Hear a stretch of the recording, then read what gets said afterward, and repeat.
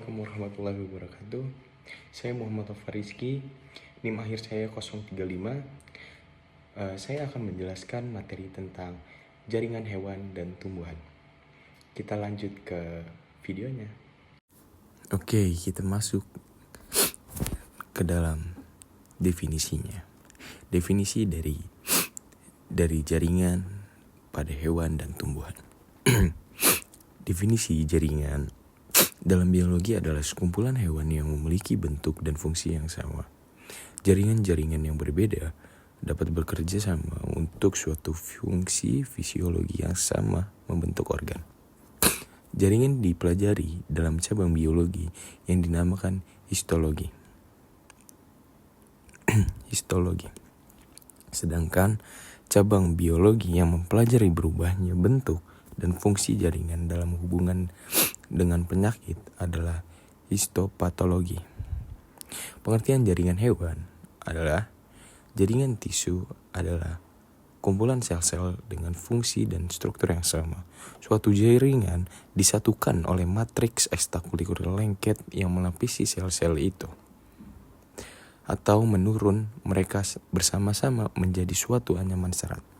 Jadi, jaringan hewan merupakan jaringan yang terdiri atas kumpulan sel-sel hewan yang memiliki fungsi asal struktur yang sama. Jaringan dengan struktur yang khusus memungkinkan sel-sel hewan memiliki fungsi yang spesifik seperti otot jantung yang bercabang menghubungkan ke sel jantung lainnya. Percabangan tersebut membantu kontraksi sel-sel dalam koordinasi. Itu adalah pengertian jaringan hewan. Ya, di sini ada macam-macam jaringan pada hewan.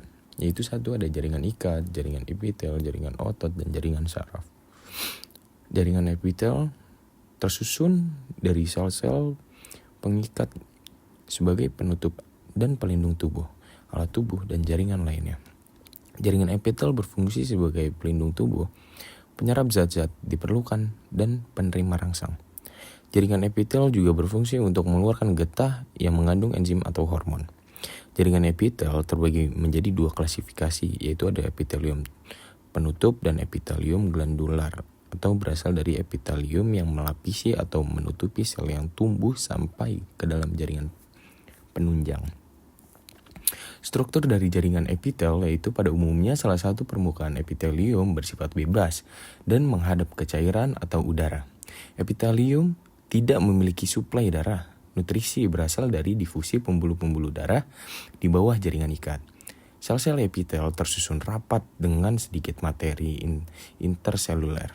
Sel-sel epitel bereproduksi dengan cepat untuk mengganti sel yang rusak atau hilang. Jenis jaringan epitel yaitu ada epitel pipih selapis, ada epitel pipih berlapis, epitel kubus berlapis, epitel kubus berlapis. Ada selapis yang kubus, ada juga yang berlapis. Di silindris juga ada epitel silindris berselapis dan epitel silindris berlapis. Di sini juga ada silindris berlapis banyak semu dan epitel terakhir yaitu epitel transisional. Fungsi dari epitel yaitu perlindungan terhadap dehidrasi, trauma, iritasi, mekanik, dan zat toksik.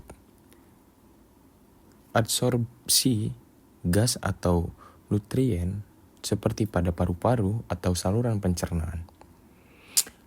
Transport cairan mucus, nutrien seperti pada paru-paru atau saluran pencernaan. Oke, kedua ada jaringan ikat. Jaringan ikat, pengikat atau penyongkong tersusun dari sel-sel pengikat sebagai jaringan yang berfungsi untuk mengikat, melindungi, dan menguatkan berbagai jaringan organ. Jaringan ikat juga menyanggah tubuh atau organ tubuh serta menyatukan jaringan-jaringan. Fungsi jaringan ikat yaitu memberi bentuk dan penunjang bagi tubuh. Mengikat berbagai jaringan agar tetap menyatu dan menyediakan materi pembungkus antar bagian-bagian tubuh. Yang ketiga, ada jaringan otot. Jaringan otot tersusun oleh sel-sel otot yang mengandung serabut-serabut yang disebut myofibril, yang terdiri dari jaringan otot lurik, otot polos, dan otot jantung. Otot lurik pada umumnya terdapat pada rangka, memiliki inti sel yang banyak, dan cara kerjanya di dalam kesadaran. Otot polos terdapat pada alat tubuh bagian dalam, memiliki inti sel satu, cara kerjanya di luar kesadaran. Jaringan saraf yaitu yang terakhir. Yang keempat adalah jaringan saraf. Jaringan saraf tersusun oleh sel-sel saraf. Setiap sel-sel saraf terdiri atas badan sel saraf, dendrit, dan akson. Dendrit merupakan serabut bercabang pendek yang mengantarkan impuls atau rangsang ke badan sel saraf. Adapun akson atau neurit merupakan serabut panjang yang tunggal, berfungsi untuk membawa impuls dari badan sel saraf ke sel saraf lainnya. Nah, tadi sudah jaringan pada hewan. Dan sekarang macam-macam jaringan pada tumbuhan. Apa saja sih yang ada di dalam jaringan tumbuhan? Yaitu ada jaringan meristem, epidermis, parenkim, penyokong, dan pengangkut atau pembuluh. Nah, di sini kita jelaskan dari jaringan meristem, yaitu jaringan yang tersusun oleh sel-sel yang selalu membela diri atau membelah. Contohnya pada ujung akar dan batang. Dan yang kedua ada jaringan epidermis, yaitu jaringan yang terletak di permukaan tubuh dan memiliki fungsi untuk melindungi tubuh. Dan juga ada jaringan parenkim, terdapat pada hampir semua bagian tumbuhan, seperti akar, batang, dan daun. Jaringan ini berperan sebagai penyimpan cadangan makanan. Dan yang ketiga ada jaringan penyongkong atau yang berfungsi menguatkan dan menegakkan tumbuhan. Contohnya kolenkim dan sklerenkim. Yang kelima ada jaringan pengangkut atau pembuluh, terdiri atas xilem dan floem. Xilem berfungsi mengangkut air dan garam mineral dari akar ke seluruh tubuh tumbuhan. Adapun floem berfungsi untuk mengangkut hasil fotosintesis dari daun ke seluruh tubuh tumbuhan. Berdasarkan fungsi dan strukturnya dari jaringan ikat diberikan menjadi 1. Jaringan ikat longgar, 2. Ada jaringan ikat padat, 3. Ada jaringan adipose, dan yang keempat ada jaringan tulang rawan, yang kelima ada jaringan tulang sejati. Oke, dari sini satu kita jelaskan dari jaringan ikat longgar. Ciri-cirinya seratnya tertenun longgar. Sebagian tersusun atas matriks yang mengandung serabut kolagen elastik. Jaringan pengikat longgar juga berbentuk dari mesenkim yang tetap ada seterusnya setelah semua tipe jaringan pengikat itu terbentuk. 2. Ada jaringan ikat padat. Ciri-cirinya banyak mengandung serat berkolagen. Serat-serat tersebut tersusun dan berkas paralel. Suatu pengaturan yang memaksimalkan kekuatan non-elastik. Dan juga terdapat pada lapisan dermis kulit, intestium, dan tractus urinarius.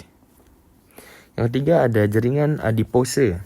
Jaringan adipose adalah bentuk jaringan ikat longgar yang menyimpan lemak dalam sel-sel adipose yang tersebar di seluruh matriksnya. Jaringan adipose melapisi dan menginsulasi tubuh serta menyimpan molekul-molekul bahan bakar, yaitu berfungsi untuk menimbun lemak netral yang berupa titik-titik lemak cavi, sehingga jaringan ini membentuk bantalan yang lunak dan elastis.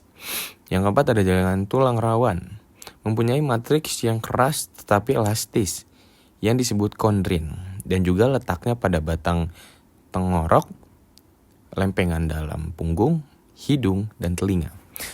Dan yang kelima ada jaringan tulang sejati atau osteon.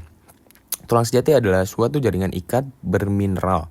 Sel-sel pembentuk tulang disebut dengan osteola. Medefosil suatu matriks kolagen, tetapi sel-sel tersebut juga menghasilkan ion kalsium, magnesium, dan fosfat. Jaringan tulang terdiri atas sel-sel tulang atau osteon yang tersimpan dalam matriks. Matriks tersusun atas zat-zat perekat kolagen dan endapan dalam mineral, terutama garam, dapur, dan kalsium. Segitu saja video dari saya tentang materi jaringan hewan dan tumbuhan. Mohon maaf kalau ada yang kurang kata-kata atau kata-kata yang salah juga. Mohon dimaafkan. Wassalamualaikum warahmatullahi wabarakatuh.